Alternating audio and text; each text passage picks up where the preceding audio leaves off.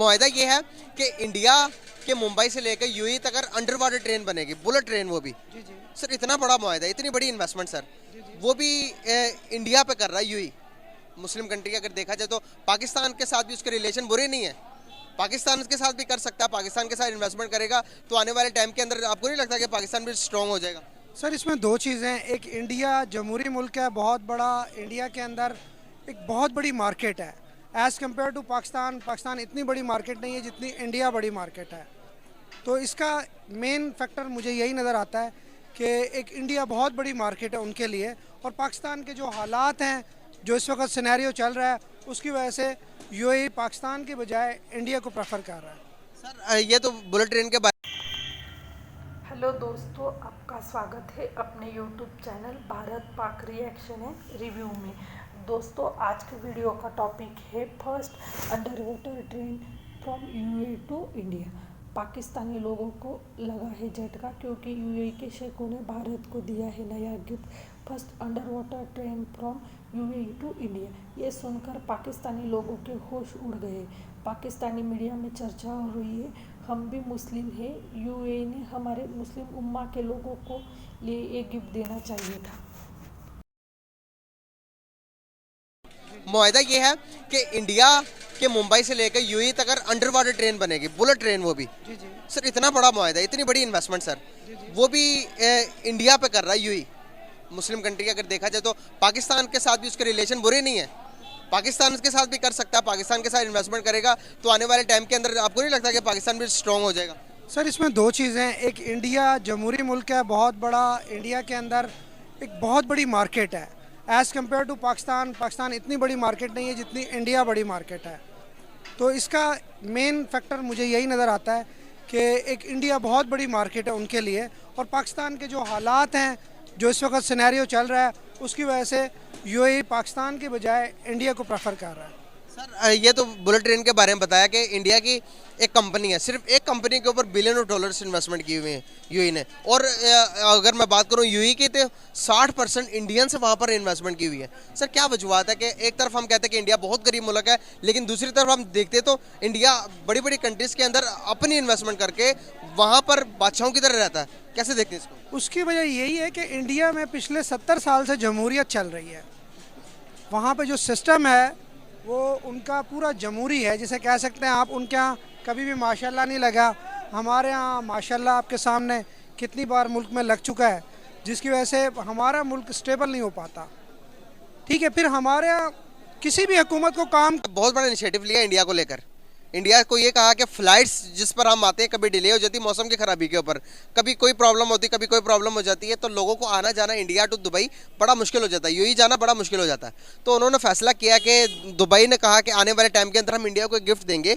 Gift में उन्होंने क्या बताया कि एक under water train, bullet train होगी जो इंडिया टू यूएई आना सिर्फ और सिर्फ 2 घंटे में पॉसिबल होगा।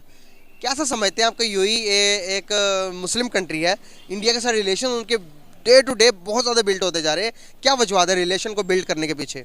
देखिए, इंटरनेशनल रिलेशंस की जब हम बात करते हैं तो वो सिर्फ आपके वो मुस्लिम कंट्रीज़ और नॉन मुस्लिम कंट्रीज़ तक बैरियर नहीं रह जाता। और पहली बात तो यही है कि वहाँ पे पाकिस्तान से ज़्यादा तो मुसलमान भी रहते हैं इंडिया को। और अगर दूसरी बात की जाए तो इकोनॉमिक हब है, 220 करोड़ का वो एक मुल्क है, तो कौन मुल्क नहीं चाहता उसके साथ अच्छे ताल्लुकात रखना।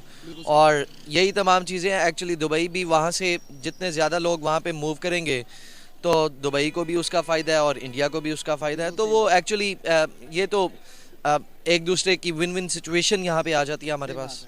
तो डजेंट मैटर कि किस मुल्क के साथ उनका ताल्लुक अच्छा है। पाकिस्तान भी अपने आप की इकोनॉमिक पॉलिसीज़ को इस तरह से बिल्डअप करे कि दूसरे मुल्क पाकिस्तान में भी इस तरह इन्वेस्टमेंट्स करें।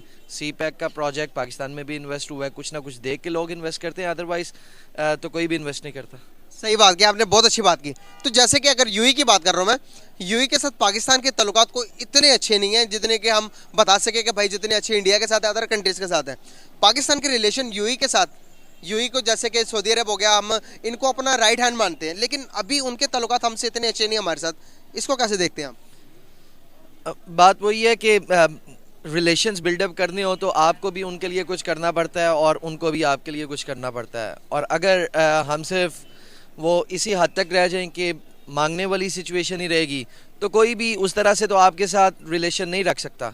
तो हमें भी अपने आप को बिल्डअप करना होएगा, अपनी इंडस्ट्रीज़ को स्ट्रॉन्ग करना होएगा, और अपनी इकोनॉमी को स्ट्रेंथन करना होएगा, तभी दूसरी कंट्रीज़ आपके साथ भी एक अच्छा। शिमला के ऊपर, शिमला के अंदर इंडिया ने मुतारिफ करवा दिया हाइड्रोजन ट्रेन, दुनिया की first technology.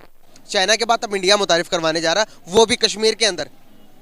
India occupied Kashmir है, जो इंडिया के कब्जे में कश्मीर है, इतना डेवलप कर रहा है उसको। मैं आपको और गिनवाता हूँ, आप हिसाब लगाएगा।